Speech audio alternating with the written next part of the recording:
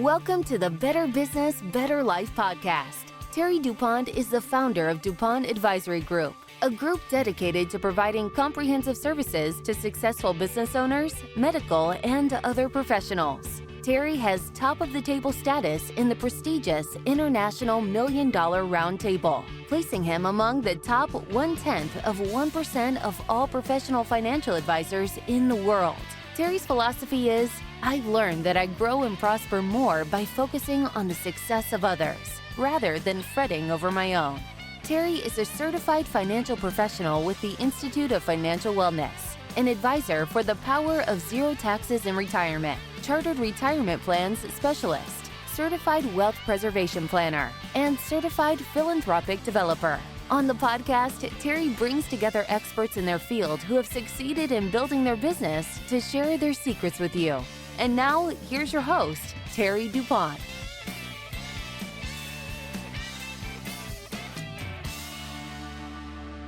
Welcome, everyone, to a new episode, this week's episode of Better Business, Better Life, Building on Your Success.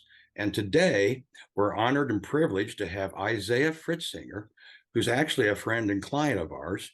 And this is going to be special because this young man is incredible and he's got a good story to share. So Isaiah, welcome. Great to have you here. Good to see you again. Well, it's great to be here, Terry. And to everybody out there, I really appreciate Terry, and he's definitely helped me a lot.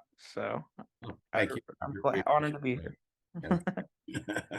Well, Isaiah, I know your story, but our listeners don't. So I've tailored my questions to get your story out.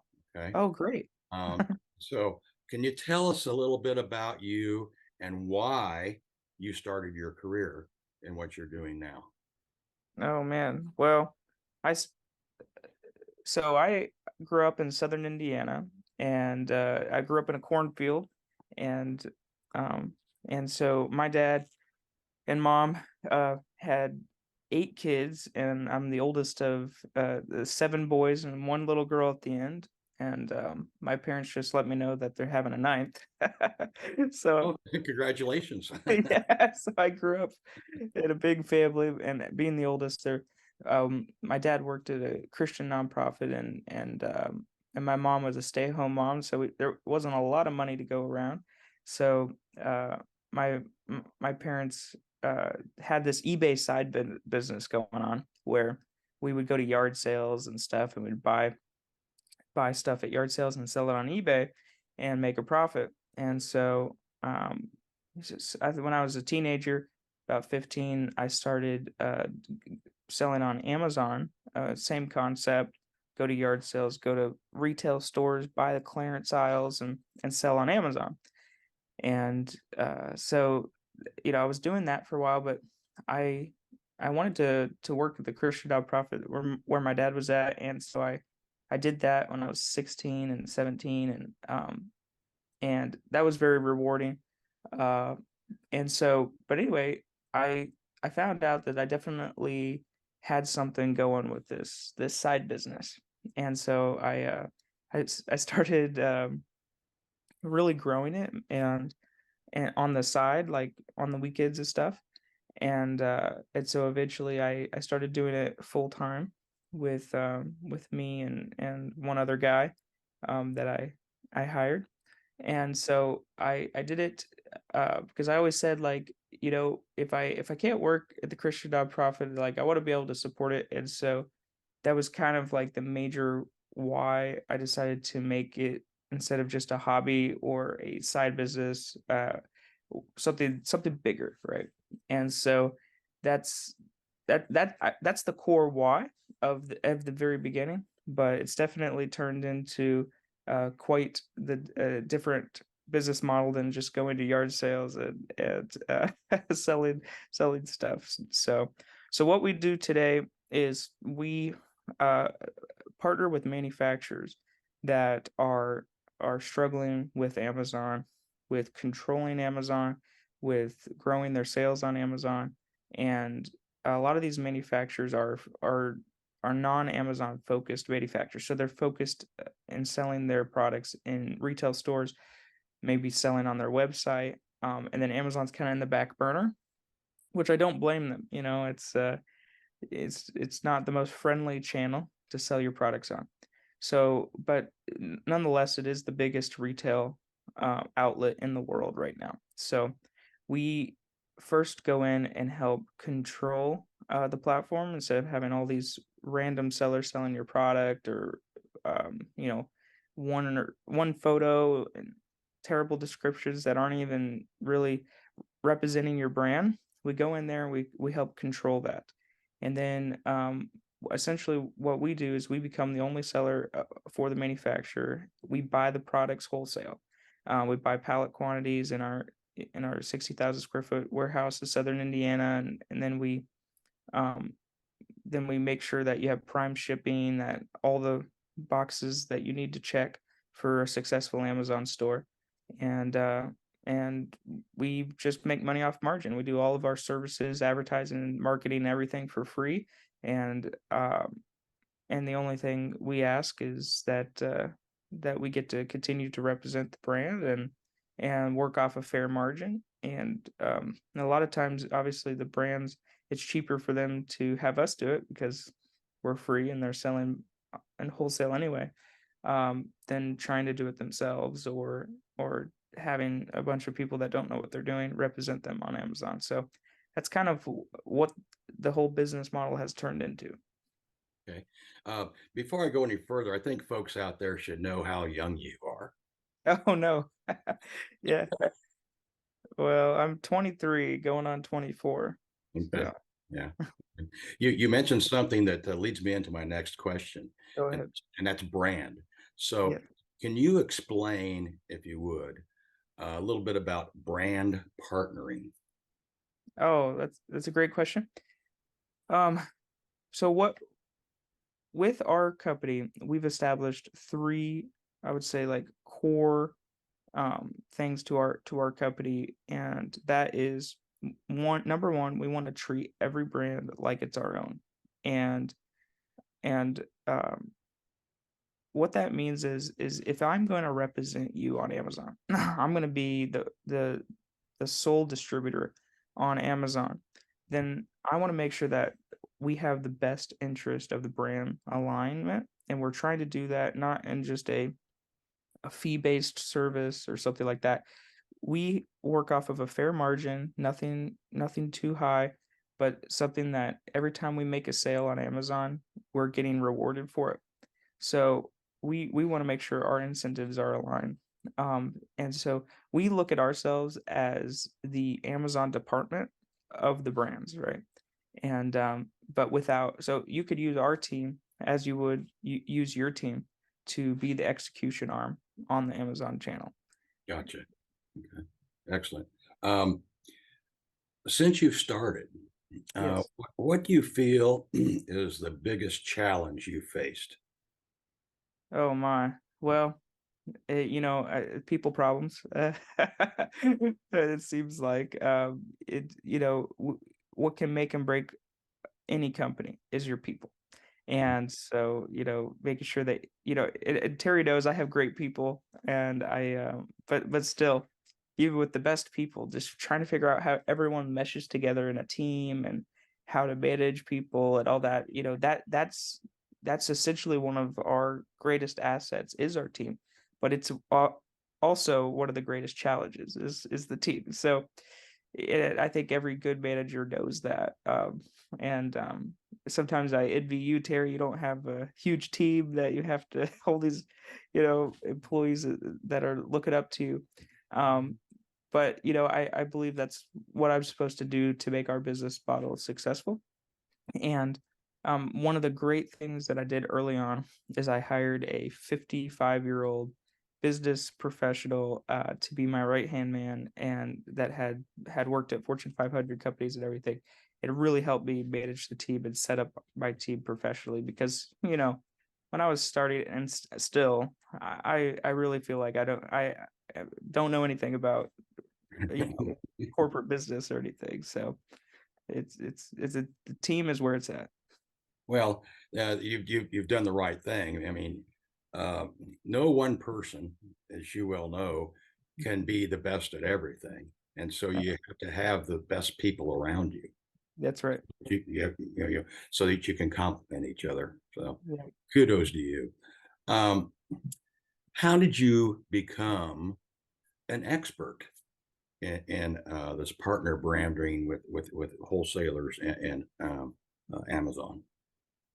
Well, it's just like anything, Terry. If you do the same thing for the extraordinary amount of time compared to the rest of the population, you eventually become with the school of hard knocks and experience. You learn, hey, this works and this doesn't, and you have the right people around you. So we've been doing this almost 9 years now, and it's hard for me to believe. Like, next year, at the end of next year, we'll be doing this for 10 years, selling on Amazon for 10 years of like, and to be able to do that when I'll be 25 years old, I think is such an advantage because I still have so many years in front of me, but to be able to start early so you can have all those early experiences and hiccups and everything, I think is awesome. So, but yeah, just always striving to get bigger and do better, um, and just having that constant passion to treat every brand like it's our own, and I think that's what drives you to be the expert. Yeah, I think that's great. That's awesome. That will continue to drive your success for many years. Yes, thank Uh, you. Isaiah, what is something you know now that you wish you knew when you started? Oh man. Well, I'm gonna go back to the team thing. There's so many things. Like I wish the experience I had with people and managing and and all of that. I wish I had that when I started, but you really can't get that unless you go out there and you're in an environment where you're leading a team. And so it's one system that we use in our company that has been very successful so far is we use the EOS system with uh, uh, Gino Wickman and Traction. There's a book he wrote about it, and we've implemented that EOS, which they call Entrepreneur Operating System, into our business, where we have weekly meetings where we're all focusing on what matters in the business, and we have quarterly meetings where we're establishing goals and looking at metrics. So we have a scorecard basically in our business, watching all the most relevant numbers in real time every week. And a lot of this seems obvious, but unless you have a system or a process where you're looking at this at a cadence, everything else can be a distraction. Okay. Defining, the employee's accountability, because a lot of times you say, "Oh, Joe, you're supposed to do that." Well, I didn't know I was supposed to do that. Well, but when you really get down to defining and have it written down on paper, this is your accountability. This is what you're measured on. Um, I think that's huge. And a lot of this stuff seems simple and whatever, but when you go to implement it, it's a whole different story. So I wish I Nothing would. as easy as it looks on the surface, right? Oh no, yeah. But I wish I would have started at the beginning and built my company on top of EOS, and because I started about a year and a half ago or about a year ago, yeah, somewhere in there, and it's been going great. And it's been a perfect business, but I think that would have helped a little bit more earlier on. Okay. Okay. Is there something that you feel is important to share with each and every one of your clients? I'm sorry, Terry, it broke up a little bit. You said each and every one of. Yeah, is there something that you typically share with each of your clients that you Oh, think? each of my clients. Okay. Oh man. Well, we always uh, we always educate them on the importance of controlling their distribution online, because it's so important that you don't have 100 random people trying to fight over selling your products on Amazon, Mhm. because it doesn't help anyone. What it usually drives is it drives a price war, of your products going down to the bottom. And also, if you have 20 people all fighting for a sale, they're competing against each other. They're not competing against your competitors. Mhm. And so we've seen so many brands just get eroded their brand value by having really messy distribution online. So Gotcha. that's something that every company online needs to be thinking about their distribution and who is selling. Gotcha. That's I've never heard you say that way, but that's incredible. Yeah, good point. Um, what's a mistake that you see a lot of potential clients or clients make that's hard to do, or hard to undo, I should say, as it relates to branding and selling online? And it may go along hand in hand with, Yeah, you know, I would have to say is distribution. I mean, if you have messy distribution with 500 people all fighting to sell your product online, it's hard to undo that um, very quickly. Now it can be undone, but it takes a long time. We see especially the worst in the food space where you're trying to get your food products out to every single grocery store, every single gas station in the world. And so you have many distribution points. So it causes a lot of problems. And it's just hard. Now there are ways you could fix it and things. But I think like that's something that's hard to undo. Um, and that would be my answer. okay. Um, now I know quite a bit about you, and there's something you haven't mentioned yet. You mentioned it briefly, Okay. uh, and it's why I think it makes you so passionate. And these next two questions, I'm going to combine them because Okay. it's okay. And so I'm going to give you the two questions, and I'm hoping you focus on what I'm trying to get to. But Okay. how did you know that this was a market that you needed to step into? And along it with that, how do you define success? Okay. Um, well, I I think I'll go back to answer your first question. How did I know this particular business model, this market is what I was supposed to do? It kind of goes along with my story. So when I first was selling products, I was buying stuff at yard sales or liquidation and worked my way up, and Amazon actually shut my entire Amazon account down in 2018 because I got a few customers that said, "Hey, this product is inauthentic." So to uh, Amazon works on the principle the sellers are guilty until proven innocent. So I tried to submit paperwork and invoices that I had um, from liquidation suppliers, and Amazon did not accept it. They said, "We need invoices and letters from the manufacturers or distributors." And so, since I wasn't buying from manufacturers distributors, they shut it down. They held $40,000 from me, and it was quite a painful time for me. I had to lay off my only employee at the time, um, and so what I realized, I actually got my account back. It took 8 months. I got a hold of Jeff Bezos's technical advisor on LinkedIn. But what I realized at that time was I need to work with manufacturers, distributors. And so I started knocking on doors locally, and I got a hold of a candle manufacturer in Indiana that was selling on their own website. They were not selling on Amazon. And I started representing them and doing my business model with them. And we ended up growing that candle company to $2 million in gross revenue on Amazon within 2 years. And so when that happened, it was like, wow, if I could do this with the candle company, there's plenty of other companies that we could do it with.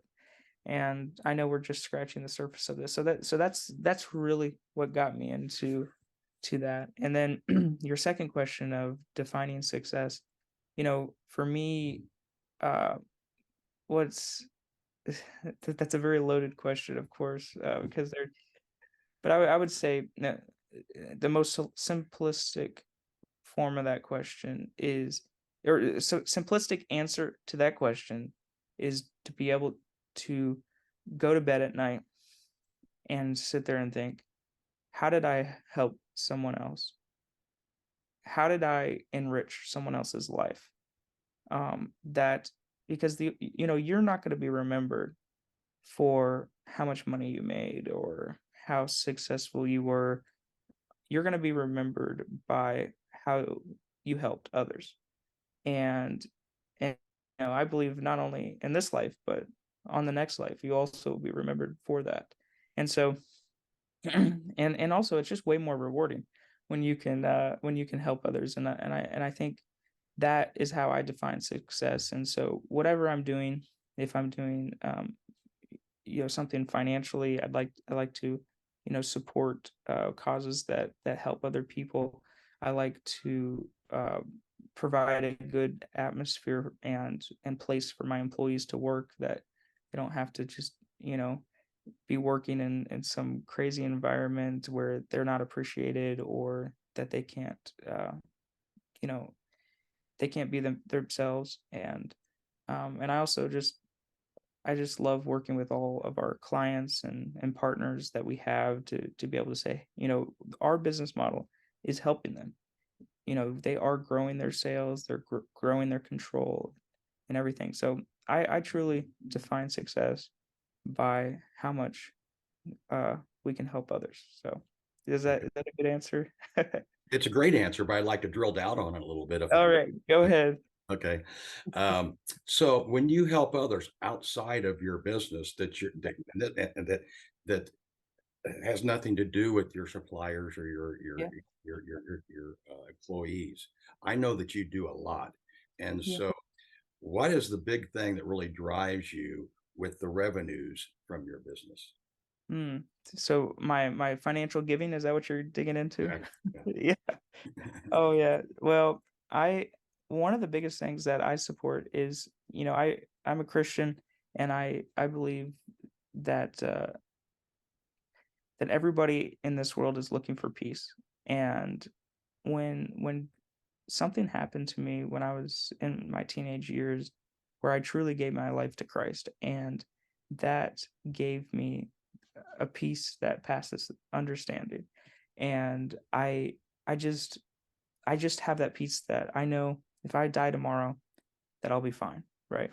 And I know that not only if I die, but if I live another day, I'll be fine.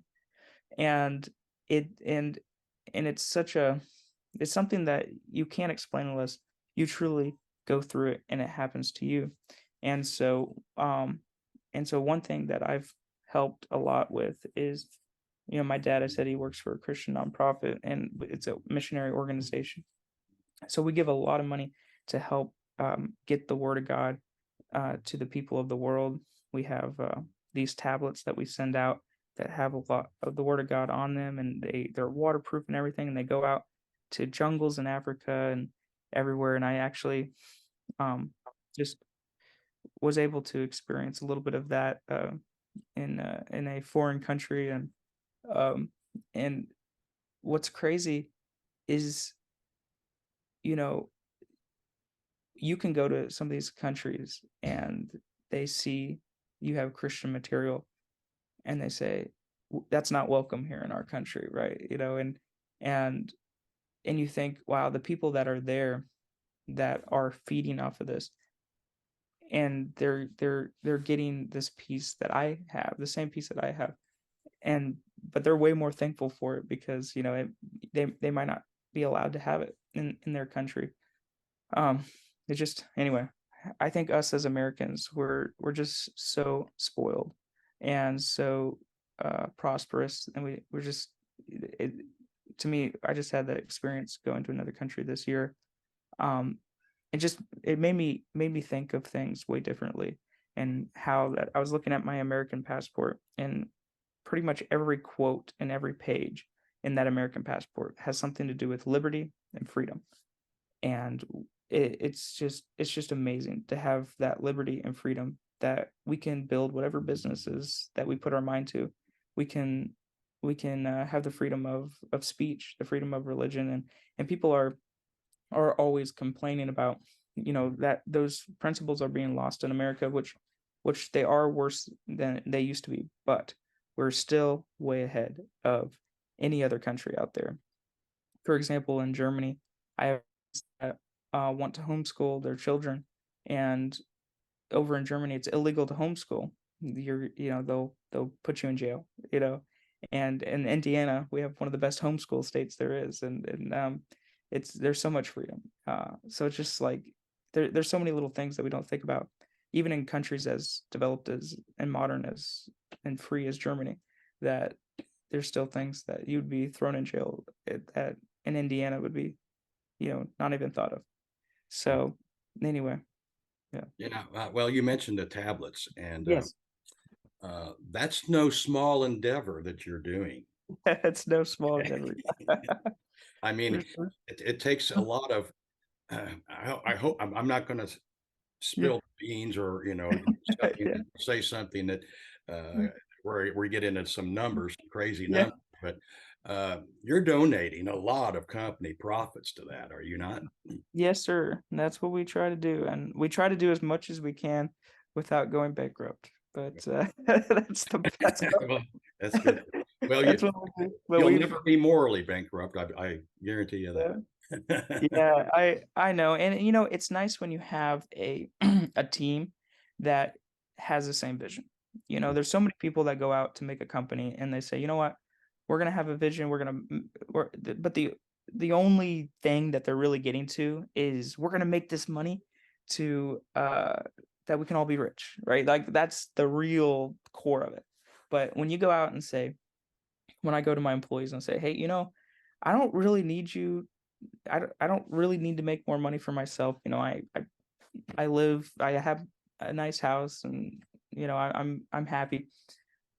But I want to be able to make some money so I can do this project with these tablets that I can help other people. And they're like, wow, that's really cool. I want to do that too. And just to be able to see that that having that extra drive, that even if it really helps us get through the hard times and the easy times. But yes, we have donated well over $1 million in the last couple of years, and we're not really that big of a company too. So it's been great, and it's been a blessing, and I wouldn't trade it for anything. But and I just want to continue to build our company where we can continue to donate where we're helping others. And so I'm super thankful for my company, super thankful for my team. Couldn't do anything without my team. So, but and also thankful for you, Terry. You've definitely God helped us bless you. with yes, you've helped us so much with taxes and all the different things. So highly recommend Terry for anybody that is looking for a great advisor. We appreciate that. And let me add one thing to that, if I could. Absolutely. Correct me if I'm wrong. Yes. But these Bibles Yes. have the Bible on them. These Yes. tablets have the Bible on them, is what Correct. it is. You do it in different languages, and Oh yeah, many languages. We got the Bible. We have some sermons. William Branham, you can look it up. It just basically enhances the Bible, like just gets people to the Bible. We're not trying to point anybody to a certain church, not trying to point anybody to a certain denomination or a certain way of human organization, but we're trying to just point people back to the Word of God, back to a personal relationship with God. We want people to have more of that true. And man has always tried to create temples and some man-made organizations to systems of religion, which many of them are great, and I'm not knocking any of them, but what truly matters is you and God. That's it. And so that's what we're trying to promote.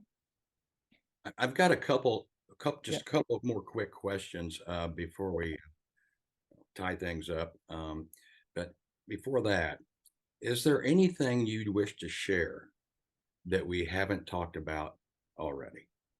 Oh, well, I think we've covered most everything, Terry.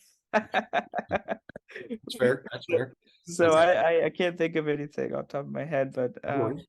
definitely we're always looking for good brands. So if anybody out there, um, you know, would has a friend that has a brand that's struggling on Amazon, or if you're struggling, we definitely would love for you guys to give us a call and see if we can help. Even if you guys don't match our profile of a company that we'd be able to help with our business model, I always give free advice, and I'm always there to help you. I just got off a call with a girl in Carmel, Indiana. She's trying to they have a manufacturing business that they're trying to sell cleaning supplies, and I just spent an hour or half an hour on the phone. Just I probably won't get anything out of it, but I don't care. It's like I've have all this experience and everything that I've learned. If I can share it with others, I want to help you. So And feel you've free to already gotten something from it. yeah, exactly. That's right. That's right. Okay, with all your success so far in your young life, Isaiah, what Yes. is your biggest challenge? Oh man. Should I say raising a family? No. Yeah, Oh no. Well, I think that's one thing. Marriage and family come number one before anything else in your business or everything. And I think even people that are trying to help others, but they're overlooking their marriage and overlooking their children, I think that is something that trying to challenge, trying to still uh, balance that and everything. But I think my biggest recommendation to any marriage or business is not only communication, but the communication of expectations, right? right. So if you expect something from your significant other, or and they're not, and they're not giving that to you, it's like, oh man, I expect you to have whatever the uh the table clean, or whatever, it does, even as small as that, it's funny, it's like the little things that turn into the big things, right? Right. And you have to have a communication back and forth. And I think same thing with your employees, right? You want to make sure that you communicate your expectations, and then they communicate their expectations of you back. So that's something that is always a challenge, is figuring out, wait a second, not everybody can read my mind, and not everybody is thinking exactly the way I think. So that's a big challenge. Yeah, that's great. That's kind of, I'm gonna wrap it up now. And you've been great, but and I've really enjoyed this. Me too. I think and hope everyone else will too. But we're going to have this. It is on the bottom of the screen. But where can our audience go to learn more about you? Yeah, so two things. OnlineSellingPartner.com is our company website, but you can also go to my LinkedIn. It's Isaiah Fritz on LinkedIn, and then also on Twitter, it's Isaiah Fritz. But yeah, LinkedIn is probably my primary social channel. And then obviously you can learn more about our company on our website. But please reach out to me on LinkedIn or Twitter, and I would be happy to help you out. That's how we met, LinkedIn. That's right. We met on LinkedIn. LinkedIn's powerful. And your phone number? My phone number. Uh, should I give out my cell number, Terry, or should I just let them reach out on LinkedIn?